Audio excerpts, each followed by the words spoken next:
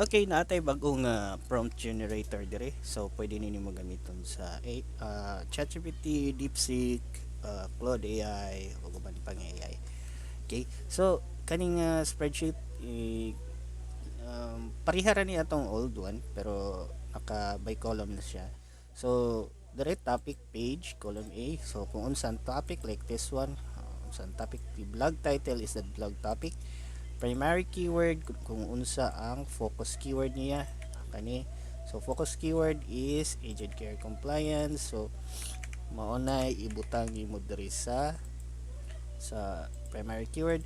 Supporting keywords kaning semantic keywords imo ni ibutang supporting keywords, and also i-include ang core topic. So core topic is aged care for AI for aged care. Imo nang i-appeal diri sa supporting. Okay, you always i-appeal sa supporting keywords ang core topic. Okay, point of view blog type, of course kung blog imong himuon, blog whatever na. So kani kay sa govern na blog ato mga blog. Point of view second person, ayan na nius ba. Target users, na ko'y gibutan diri, pero if in case wala ka kabalo sa target users, galing na malibog ka unsa yung target users, so pagbutang lang diri og topic sa blog topic niya adto sa pinakatumoy diri kani ask AI for target users. So kani mo generate na ni siya kung who are the best topic.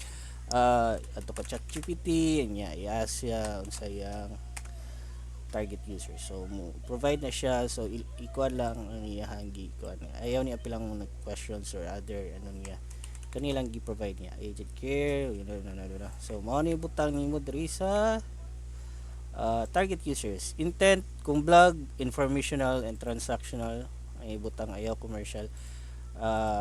Gamiton taning commercial kung e-commerce ang website, niya kung blog siya niya e-commerce ang website, let's say kana na maligya og mga products like dress, uh, kanang mga medicine, something like that, transactional, commercial na siya. Pero kani kang AI kuan transactional ni siya nga ni type. So informational, transactional imo ikuan niya. Required number of words kung blog 2000 ni siya, kay more likely below 2000 na siya ma-generate niya.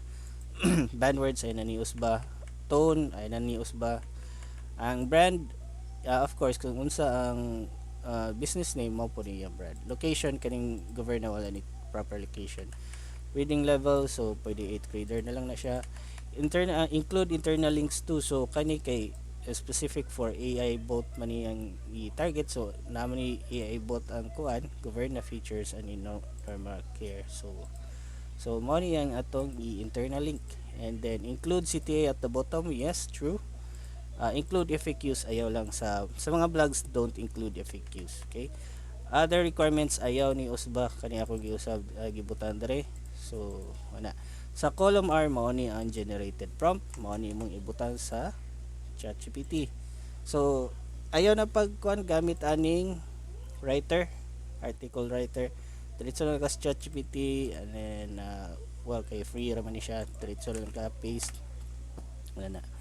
And pwede ka magbutang sa second row na pod, another topic, pwede ni mo i-delete ni siya, pero pwede ra pod mag-add ka sa another row. Okay, so tanan ni nga linya mo generate ni siya og prompt. Okay, kadi sila tanan. Okay, maura na, and let me know kung na kay question.